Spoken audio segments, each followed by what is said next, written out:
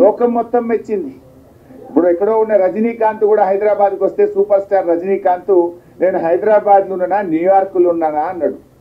రజనీలకు అర్థమైంది కానీ కాంగ్రెస్ గజనీలకు ఇంకా అర్థమైతలేదు. ఎంతో మంది హైదరాబాద్ మెచ్చుకున్నారు. వాస్తవాలు చెప్తే ఆ బడ్జెట్ ఒక అందం ఉంటుంది, ఒక బాధ్యత ఉంటుంది. కానీ హైదరాబాద్ అభివృద్ధి జరగలేదని మాట్లాడడం ఇట్స్ ఎ జోక్. అందుకే కదా హైదరాబాద్లో మొత్తం సీట్లు మమ్మల్ని గెలిపించి మీకు ఒక్క సీటు కూడా ఇవ్వలేదు. కాంగ్రెస్ ప్రభుత్వం ఏ రంగంలో కూడా విజన్ లేదని ఈ బడ్జెట్లో మాకు అర్థమవుతా ఉంది.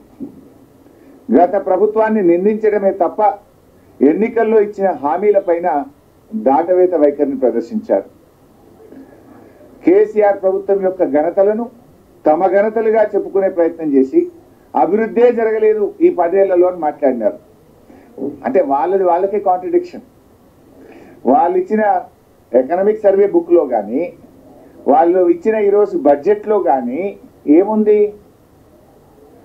ఈ దేశంలో తలసరి ఆదాయంలో తెలంగాణ ఆ గోవా సిక్కిం తప్పితే దేశంలో నంబర్ 1 స్థానంలో తెలంగాణ ఉంది. మేము అధికారం చేపట్టినాడు తెలంగాణ 13వ స్థానంలో ఉండే. 13 తలసరి ఆదాయంలో దేశంలో 13వ స్థానంలో ఉన్న తెలంగాణను ఇవాళ 2 చిన్న రాష్ట్రాలు మినహాయించి నంబర్ 1 స్థానంలో మేము తెచ్చినామంటే మేము అభివృద్ధి చేసినట్ట చేయనట్ట, మేము పని చేసినట్ట పని చేయనట్ట? దాన్ని కేంద్ర ప్రభుత్వం మెచ్చుకున్నది. మీ బడ్జెట్ స్పీచ్లో కూడా చెప్పారు. కానీ అదేదో గత 10 ఏళ్లలో జరిగిన అభివృద్ధి కూడా తమ ఘనతగా చెప్పుకునే ప్రయత్నం చేశారు. ఇకపోతే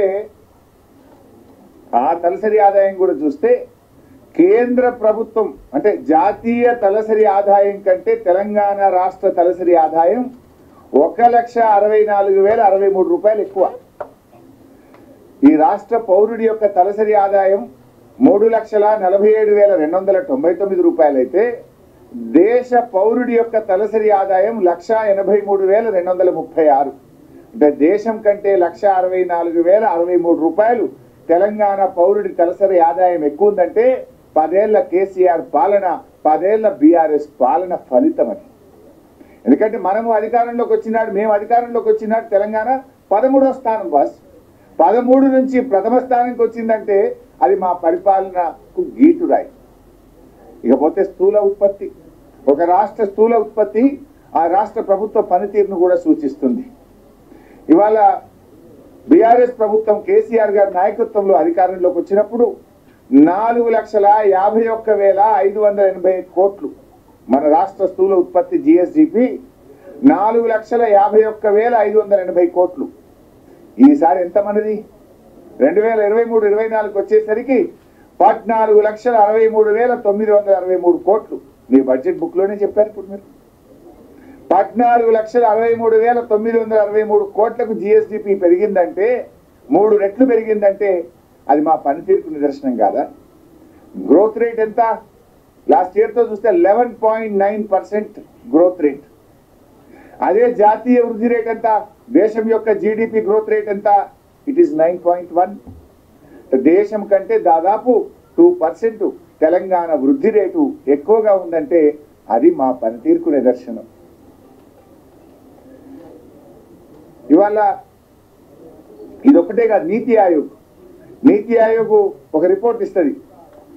ఇది ప్రతి 3 నెలలకు ఇచ్చే రిపోర్ట్ నీతి ఆయోగ్ పబ్లిష్ చేసే బుక్. ఇందులో కూడా ఎంత స్పష్టంగా చెప్పిందంటే Telangana is the 7th largest state in terms of GSDP and has clocked a CAGR of more than 11%.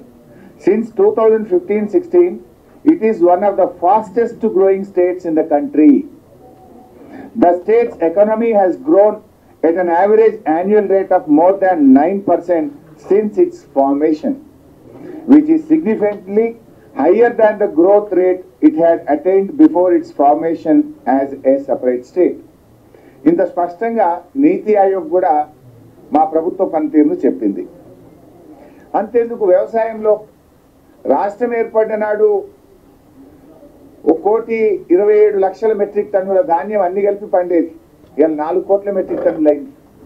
ఏమైనా మ్యాజిక్ చేస్తే మంత్రమేస్తాయి కదా.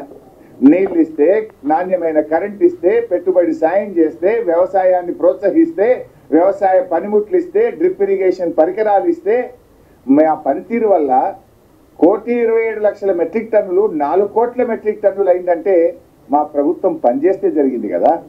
చివరికి ఆడికి పోయింది, వడ్లు కొనం మాకు గోడౌన్లలో జాగలేదని కేంద్ర ప్రభుత్వం చేతులు ఎత్తితే ఢిల్లీకి పోయి ధర్నా చేసేదాకా ఈ రాష్ట్ర వృద్ధి రేటు పెరిగింది కదా, వ్యవసాయ వృద్ధి రేటు పెరిగింది కదా. మేము దేశంలో ఒకప్పుడు Punjab use to be the number 1.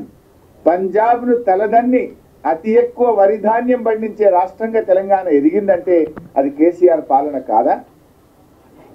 పక్క రాష్ట్రాలు తమిళనాడు, కర్ణాటక మాకు తిండి గింజలు ఇస్తారా అని తెలంగాణను అడిగే స్థితికి కేసీఆర్ తెలంగాణను చేర్చిండు.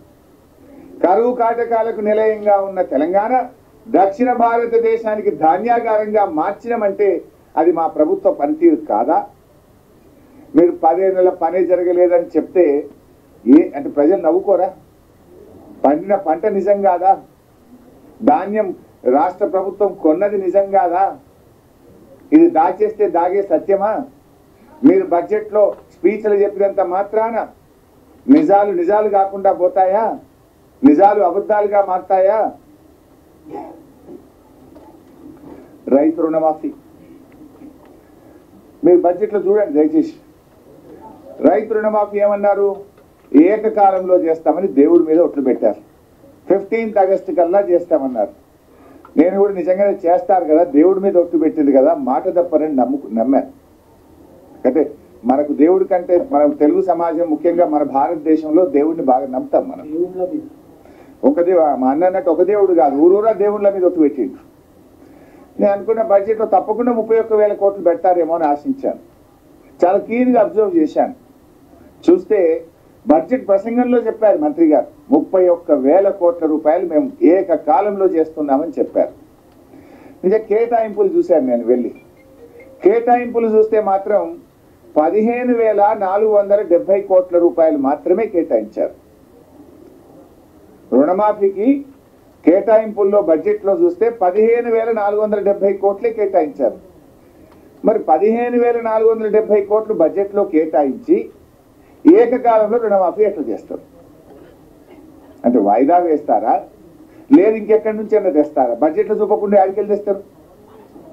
బడ్జెట్లో మీ రాష్ట్రం ఇలా మీరు బడ్జెట్ పెట్టిందే 2,91,000 కోట్లతో బడ్జెట్ పెట్టారు. సరే, అసలు అంత ఆదాయం వస్తుందా రాదా అది కూడా చెప్తాను. అందులో ఏం తప్పులు పెట్టిండ్రో అది కూడా చెప్తా.